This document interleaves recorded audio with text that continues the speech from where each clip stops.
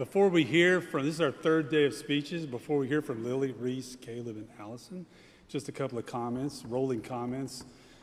As I listen to y'all talk, I think about validation that we're not crazy. You said stuff like, stay awake in class, read the book, you might as well. All those things. So thank you for reminding us that, wow, these are things to do. And the second thing is just in the Bible it says, to whom much is given, much is asked. So it's so great to hear your gratitude. And I just pray that as you, this is a time in life where you get to not only say your speech, but also express gratitude. It's a reminder of us to, there are times in life when we do that, but every day just having that sense of gratitude. So our prayer for you as you guys finish your time here and you've expressed this gratitude, that you'll carry that with you and realize it's a beautiful thing in life to be able to live a life of gratitude. So thank you for these speeches and the gratitudes that you express. And so now we're going to welcome Lily to the stage, and you will have the microphone. Come on up.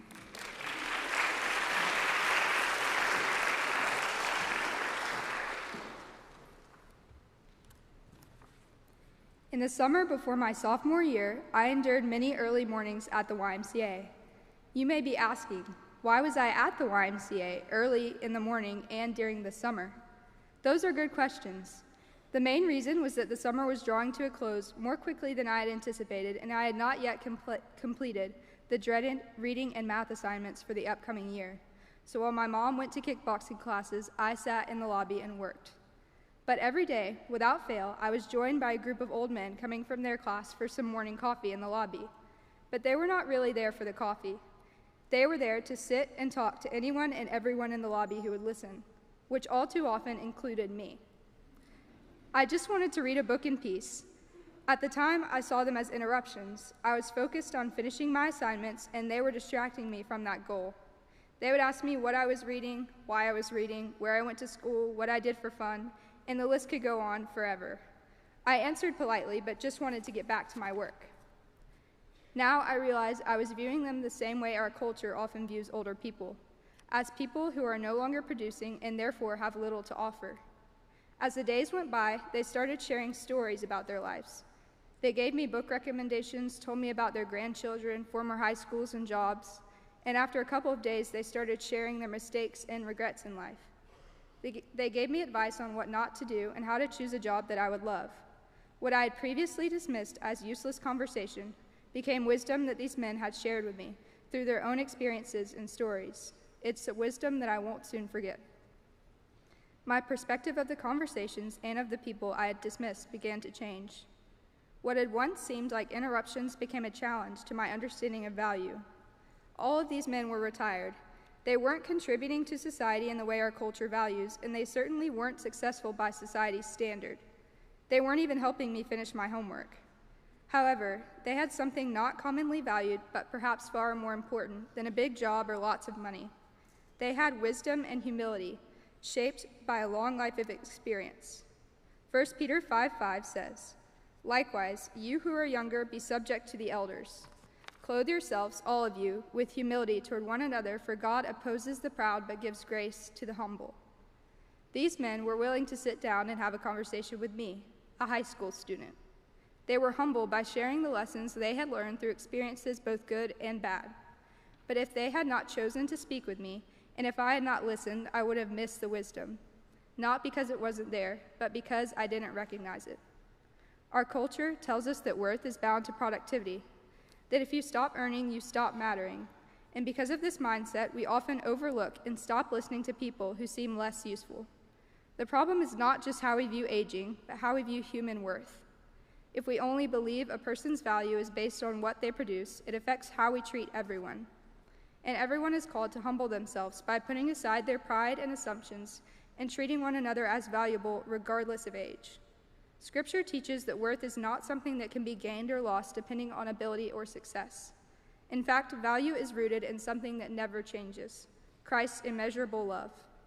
And this is a truth that I saw clearly the summer before my senior year when I met Nancy. The summer before my senior year, I had the opportunity to volunteer at the Montgomery Cancer Center. I enjoyed working and learning new things, but my favorite part was getting to know the volunteers that I worked with. The volunteers at the Cancer Center are unlike anyone that I have ever met. The majority of them are over the age of 75, and many of them are cancer survivors themselves. There was one volunteer in particular whom I spent most of my time with, Nancy. She is in her mid-80s, and for 4 hours each day, she assists wheelchair users, helps patients navigate the building, and ensures that patients are comfortable during treatments by handing out coffee and candy. However, what distinguishes her most is not what she does, but how she treats people. She remembers each patient's name. She notices when someone is anxious and offers encouragement and prayer. And sometimes she simply sits and talks with patients, knowing that for some of them, appointments are their only time out of the house. When we had free time, she talked with me about my future plans, and I asked about her past. She had worked as a nurse for 50 years and then battled cancer for 2 years. During this time, her husband died suddenly in a routine surgery. She was left without a job, her health, or a husband. But here she was, selflessly serving others. Instead of living in a state of grief, self-pity, and fear of the future, she chose to value others above herself. Nancy did not become useless when she retired. Her value was not lost when she lost her health or her husband. 2 Corinthians 12:9 says, "My grace is sufficient for you, for my power is made perfect in weakness." In Nancy's weakness, God's power and love worked through her and were reflected in her words and actions. Weakness made it clear that her worth was never dependent upon herself to begin with. At a time when I'm trying to figure out what to do with my life, what could be better than listening to someone who has already lived one? A life marked by sorrow and joy, death and disappointment, and yet still lived well. Nancy's life reflects a deeper truth. The way she treats others shows that she understands that human worth is not earned, but it is given. We are also called to act on this truth, but often fall short. James 3:9 says, "With the tongue we praise our Lord and Father, and with it we curse human beings who have been made in God's likeness." This is a contradiction in how we live. Many claim to love God while simultaneously devaluing the people who reflect him. But if every person bears the image of God, then value is not something that can be assigned based on usefulness, age, or ability. This applies directly to everyday interactions. The way we speak, listen, and respond to others reflects what we believe about human value. Ignoring someone or reducing them to what they can offer reveals a deep misunderstanding of who they are. It also reshapes how people see those who are often overlooked. The elderly, the weak, and those who seem less productive are not exceptions to human value. They are equal participants in it. If they bear God's image, then they are just as worthy of dignity and respect as anyone else. We are ultimately called to consistency in the way we treat others. If people are made in God's likeness, then they cannot be praised in one moment and disregarded in another. Recognizing inherent worth means treating every person not based on who they are, but who they represent. Romans 5:8 says that while we were still sinners, Christ died for us.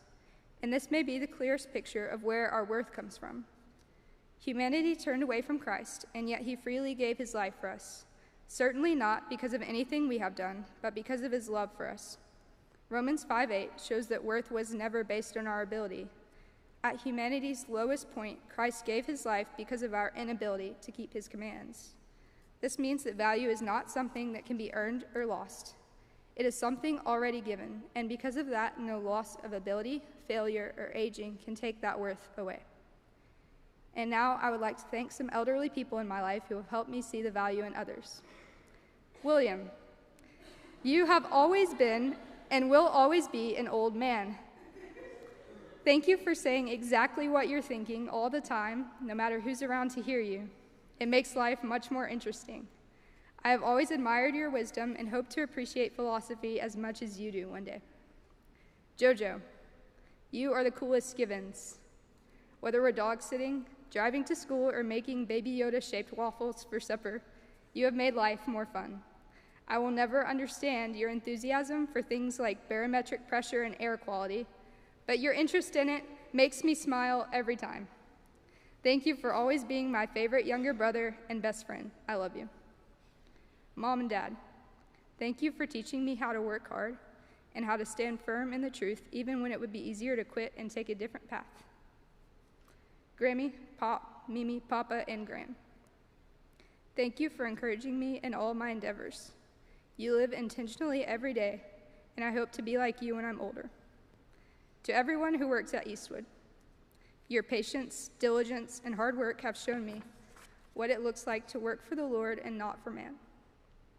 Thank you for teaching me to appreciate truth, goodness, and beauty in every aspect of life. Everyone has worth, and we must choose to recognize it in our words and actions to others each and every day. No one you encounter is invisible or expendable, because every person you see is someone Christ deemed worth dying for. Thank you.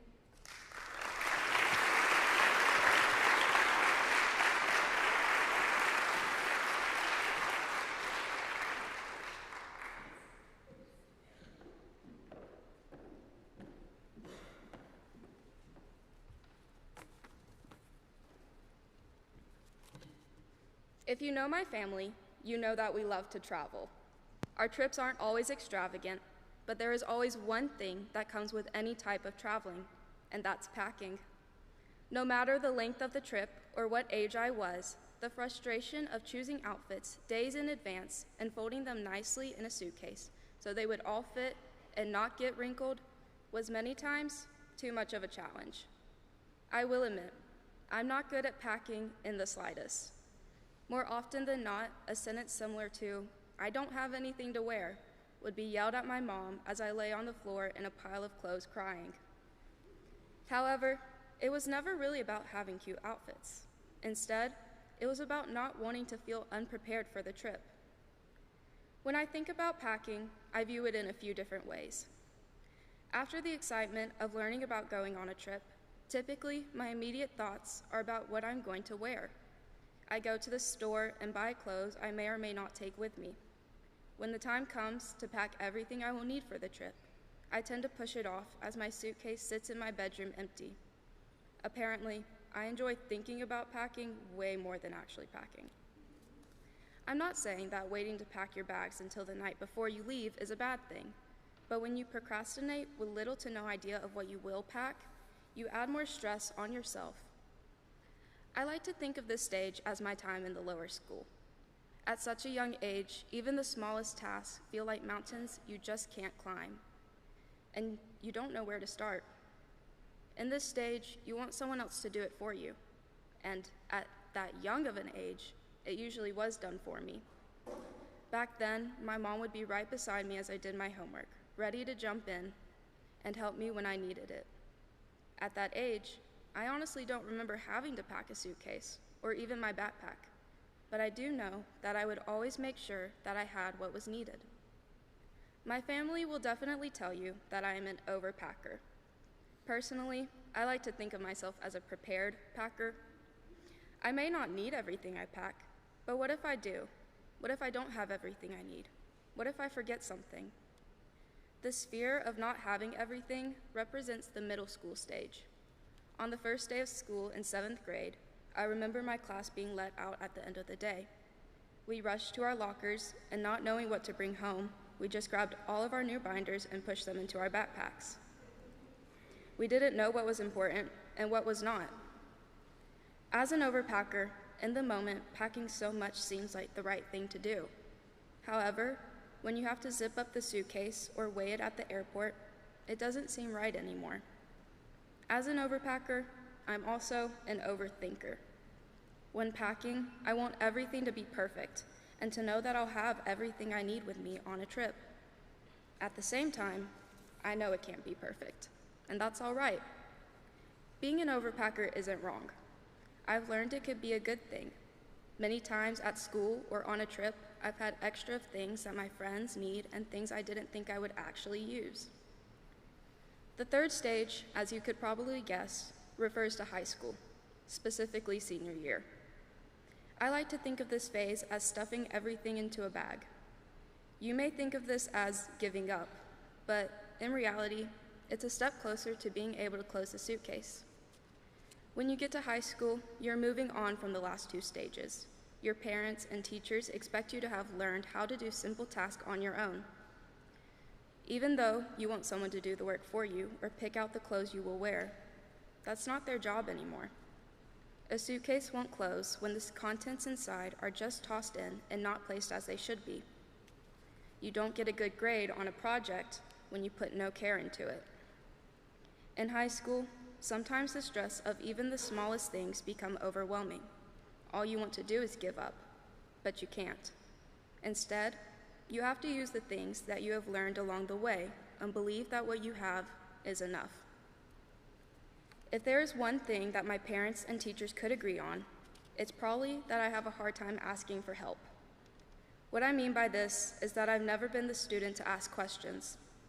Honestly, I would say if Eastwood has taught me one thing, it's how to answer my own questions.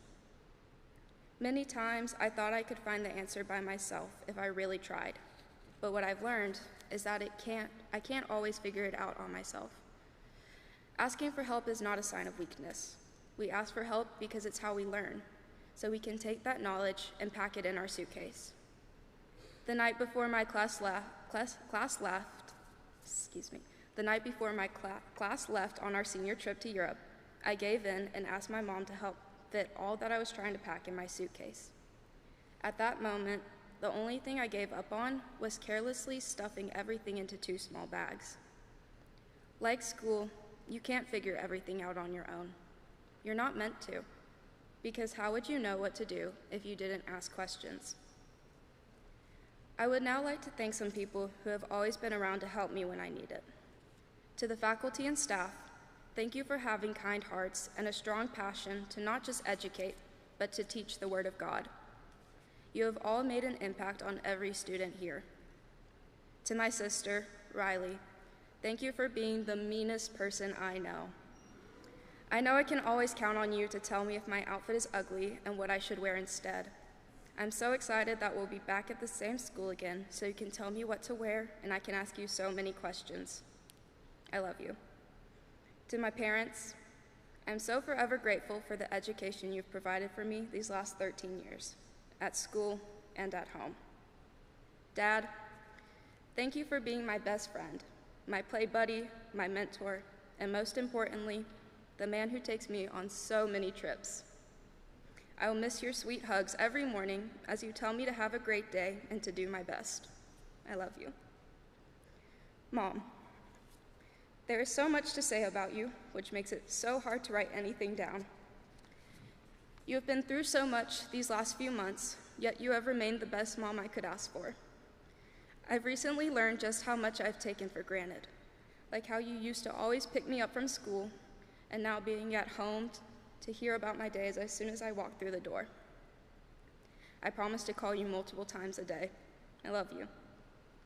To Allison, my best friend and my partner in crime.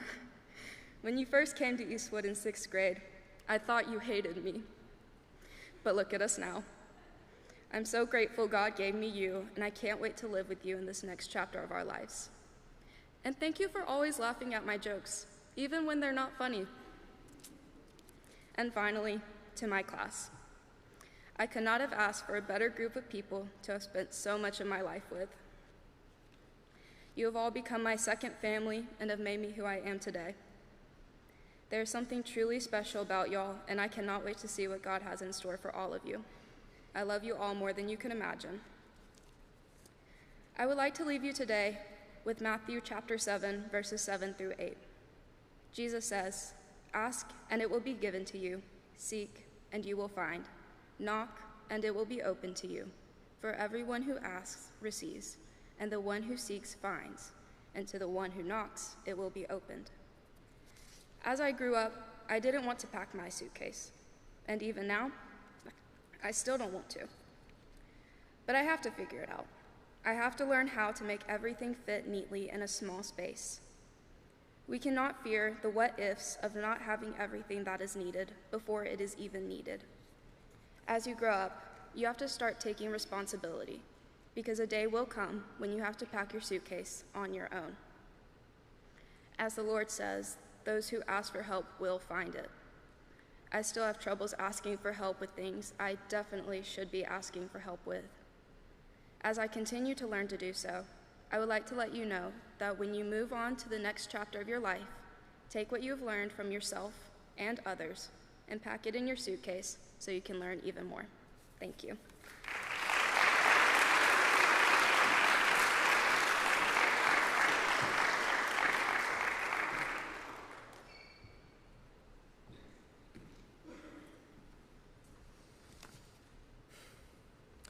If you know me on a personal or even a surface level, you know there's one thing that is always present in my life. I'm talking about soccer. From the age of 7, I've played soccer, year-round, all the way up until present day. Not only have I always enjoyed playing soccer and had a passion for the game, but I'm also an avid soccer watcher. I enjoy finding any new team, country, or club to watch. If any of you guys are interested in soccer, you know how little is talked about, especially in Montgomery. When I meet a new person and talk about my interests, I obviously mention it very early on, and they normally just nod their head and go along with what I have to say. And when I tell people that it's my favorite sport, they say, "Oh, that's unusual," and look at me like there's something wrong with me. It's similar to the response that I get when I tell people I go to Eastwood. When people hear me talk about soccer, they're like, "I didn't know people in America liked soccer. Have you tried football?" And when I tell people about Eastwood, they're like, "Don't you mean Trinity?" No, I like soccer and I go to Eastwood. You know, the more I think about it, I realize both of these things are pretty weird. Growing up, especially in Alabama, you are immediately forced to decide between 2 football teams, Alabama or Auburn. So football is already pushed into your face as soon as you gain consciousness. But soccer is a sport with little to no rules compared to either basketball or football, where you can only use your feet to control a ball around a huge field, while also only having one break during at least a 90-minute interval of playtime. Soccer can be pretty boring to get into if you don't appreciate the subtlety and the depth of positioning in space, power, and speed, which is why I feel few people in America immediately pick it up. The average American considers soccer as some weird, boring European sport that only consists of flopping and barely any goals. In a similar way, I understand how people may not immediately appreciate what Eastwood is. People who've heard about Eastwood and have not attended it seem to view it all the same. Just some really strict private school with a bunch of unnecessary rules at some times and a complete lack of rules at others, and also obsessed with old stuff like Latin. Here at Eastwood, we have a consistent amount of homework every day, and most people here actually study. Excluding academics, the students here aren't allowed to be on their phone during class, and we are monitored most of the time when we are using computers or anything like that. And on top of all those rules, we have to be in uniform just about all of the time. I'm sure you're thinking, this sounds like a prison. And sure, although it does feel like that sometimes, the perks give it its own uniqueness. For people outside of Eastwood, writing a speech or creating a 5,000-word thesis analyzing a book seems completely unnecessary. And I agree with them, to an extent. In the same way, playing a sport using only your feet feels unnecessary and stupid from an outside perspective.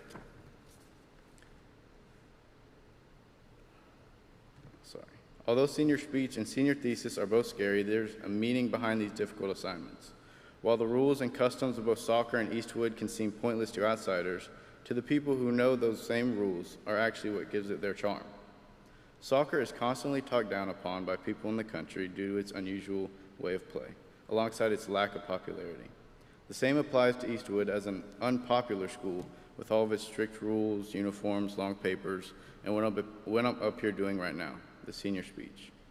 The reason I've been slightly dissing the weirdness of both Eastwood and soccer is that even though both are pretty unique and judged, I have zero regrets with my life choices about playing soccer all my life or going to Eastwood. Although soccer gets an unnecessary amount of hate in the U.S., it has so many extremely different aspects that make it such an interesting sport to watch and play. The reason soccer has always stuck with me is because of how difficult it is to master, and there's so much more to it than running around and just kicking a ball. In order to properly understand soccer at a high level, you must understand the different layers of the playing field behind every single position. Every micro movement over the whole 90-minute counts so much, whether it's just dropping your shoulder for a millisecond to shake off a defender, or deciding to go for a header, or letting it drop down at your feet. The seemingly unnecessary rules allow for the endless variety and unpredictability that make it worth playing and explains why there is never truly a dull moment. Now, I may not understand all of the layers behind my Eastwood education as much as I do soccer, but what I do understand and appreciate is the true meaning and reasoning behind all of these interesting aspects of our community. The place where I and just about everyone else in this room go to school is so unique, in some ways better than others. Imagine trying to explain the reason we do medieval games to a student that goes to a school like Pike Road or MA, or trying to get them to understand that yes, Mr. Miller will spit in your drink if you bring it into his class. You may even find meaning behind the difficult assignments like senior thesis. Maybe not in the moment, but as you look back upon hard things, you realize that you have accomplished and you feel successful. Not only does it provide this satisfaction, but it genuinely sets us up for success in the future.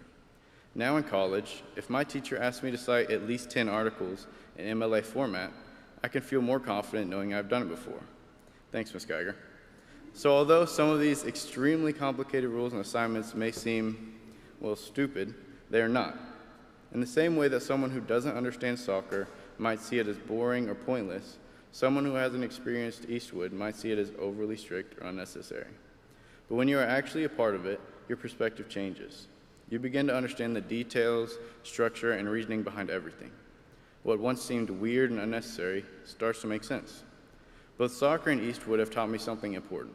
Just because something isn't popular or immediately understood doesn't mean it isn't valuable. In fact, sometimes the things that are most challenging or different are the ones that shape you the most.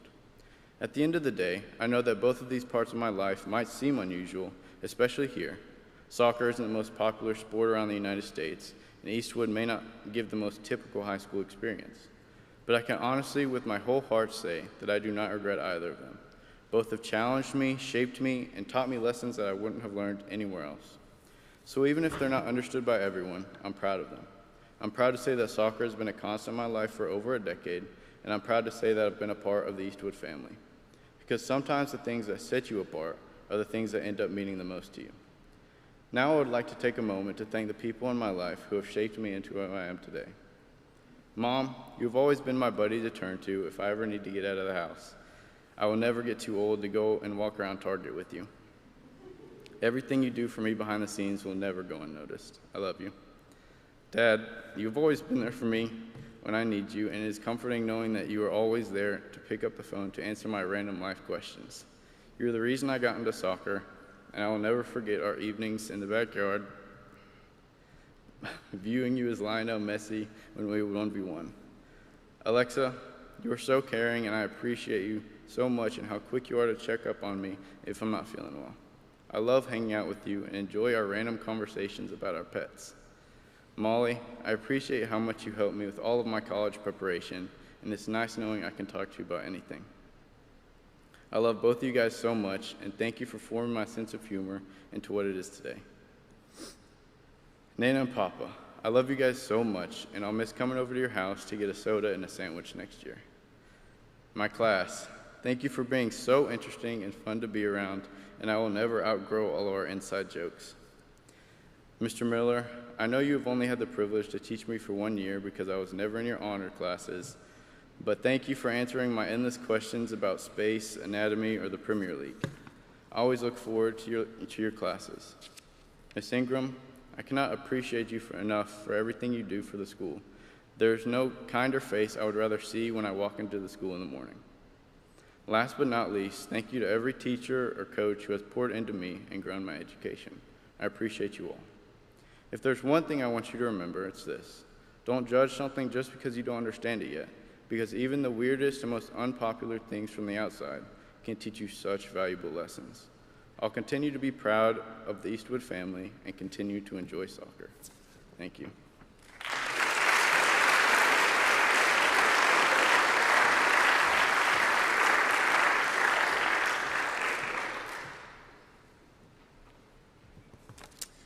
One of the books that stood out to me from Eastwood was The Great Gatsby. Reading the book, I found him to be more relatable than other characters. He put a lot of his attention and self-worth to the wrong things. Jay Gatsby is a character in The Great Gatsby who's a self-made millionaire and the protagonist of the book. He is known as a wealthy guy who throws parties at his West Egg mansion. He believes his worth is measured by how much money he has, his success, and the image that he creates for himself. Jay Gatsby spends his life chasing those things, thinking that if he could just have enough, be enough, and achieve enough, he can be valued. Gatsby believed that his only way of success and approval is through all the money he has. He sees his house as not just a place to live, but a symbol of wealth. His parties are not just for fun, but to show off. All these things he puts into place forms his image of what he wants himself to be, the image just to be wealthy and successful. In Gatsby's mind, he believes that if he has all the money and success, that everything in his life will just fall perfectly into place and will make him a person of value. He surrounds himself with people who are only interested in wealth. This is what draws people to Gatsby. They enjoy his parties and his house, but do not know who Gatsby really is. His values to others is based on what he has, not who he is.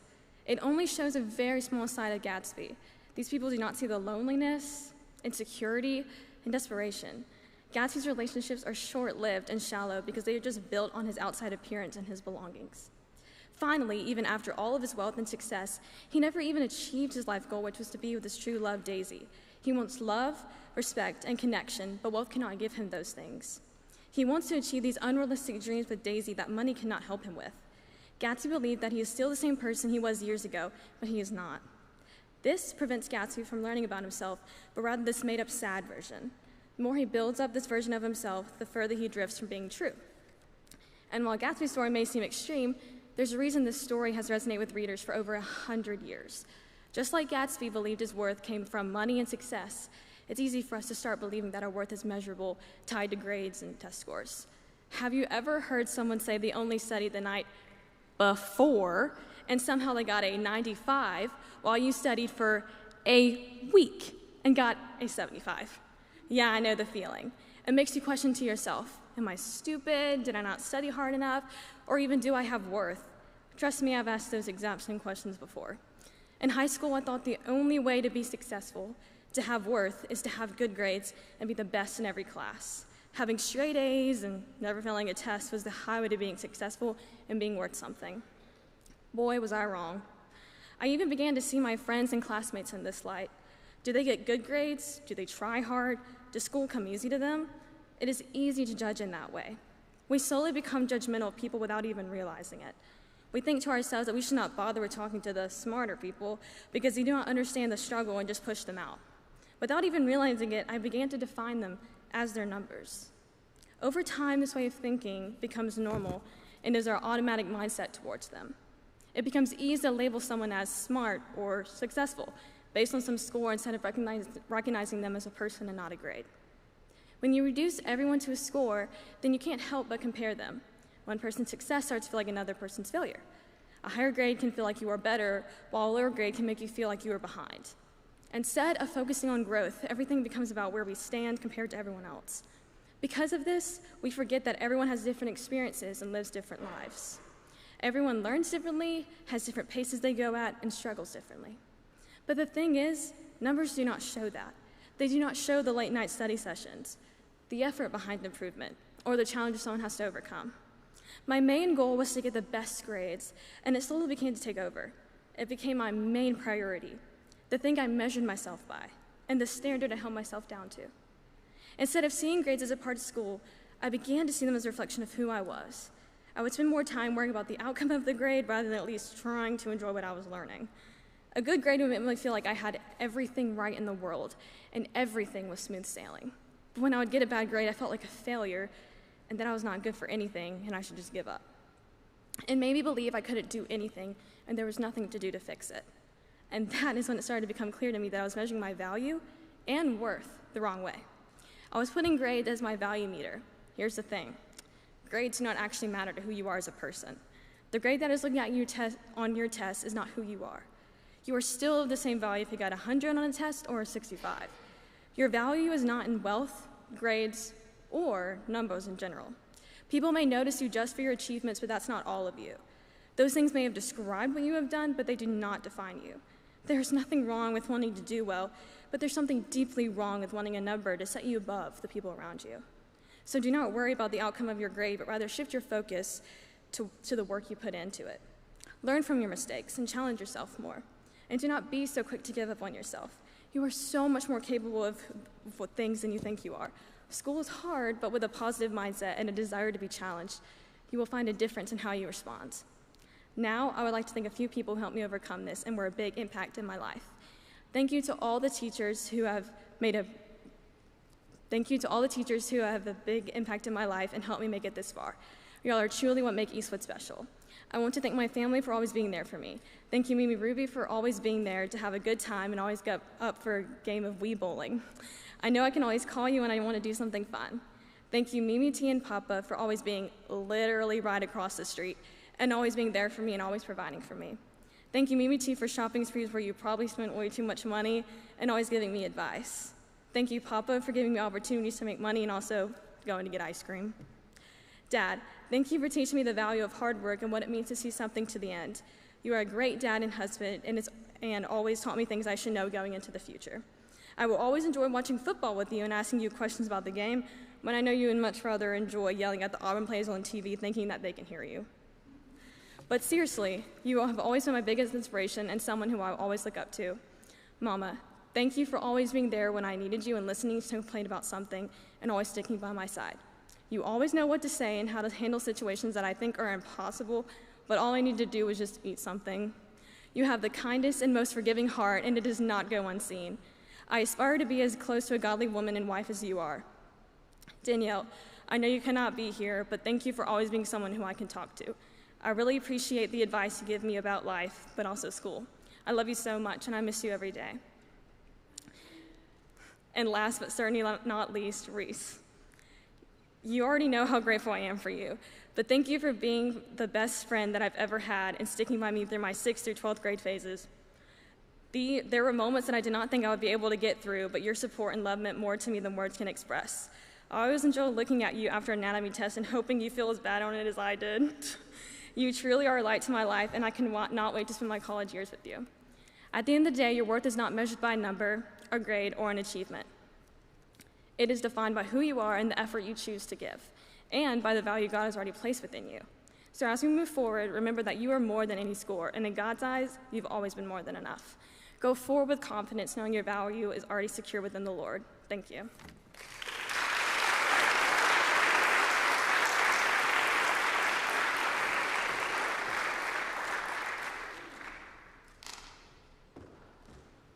All right, well done, seniors. That's 4 more down, 7 more to go. 2 more days, come back, join us. Students, you don't have an option. We're going to force you to be here. But that's because someday soon you'll be taking the same class these students have taken to learn how to put together speech, called rhetoric. It is the capstone of the classical education system. Grammar, logic, I almost forgot them for a second. Grammar, logic, then rhetoric. And of those disciplines, they correspond with something called the divine truths, goodness, truth, and beauty. And the goal of rhetoric is to really define and express the beautiful. And so what we try to do in rhetoric, in speech, is to offer up beauty. And there's a lot of ways to define beauty, but one I like is beauty is truth well expressed. Beauty is truth presented in a way that's appealing and attractive. And part of that beauty is the desire to share it with somebody else. Goodness can be innate, truth can be innate, but beauty is always about a relationship. Beauty always moves from the object of beauty to the appreciation of beauty. Beauty is in the eye of the beholder simply means that beauty is something that transmits, that spreads across. And what better thing to speak about than things that are beautiful? What better reason to talk than to want to share beauty with others? And so we've heard in speeches today instances of beauty being recognized in places it not always is. Whether that is an elderly worker somewhere who has the beauty of the divine shape of Christ, or a well-packed bag of luggage. Whether that is in a beautiful work of literature, regardless of who wrote it, that captures the truth of human nature and God's creation, or the beauty of a tall Norwegian center forward, I embarrassed myself, breaking away for a score. As he turns away and runs over the defense. In all of these things, there is beauty. There's moments that can be pushed past that can show us something further and beyond. And as these students share their speeches, as they tell us about their experiences, hopefully what we hope in all the speech we try to inspire at Eastwood is that beauty is being shared. And so tomorrow, 4 more of you will get a chance to share with us what you find beautiful, what you find meaningful, powerful, and we'll get to hear how God's manifest creation is reflected in the beauty in all various spaces. So, again, to remind you who haven't been here before, I'm going to close this in prayer. Then afterwards, please congratulate our seniors on a job well done. Students, once you have given your congratulations, you may mosey on to be picked back up after school. And all of you, after you've congratulated the seniors, spend some time fellowship and then get out of here, because the next round of speakers are very nervous about practicing their speeches as soon as you leave. So if you would, please all bow your heads. Gracious Heavenly Father, you, Lord, are the source of all beauty, and you, Lord, are the source of communication. You want to spread your beauty throughout the world through your Son and your Spirit, Lord. We thank you that we can gather together, discuss these matters of beauty, to share with one another the glory of your creation and your gospel. Lord, I pray that all of us here today, may we be inspired by this, to go out and seek to spread your beauty, to share your goodness and your truth. And may you bless us all this day, Lord, as we go out about our lives. We pray all this in your most holy name. Amen. One more time.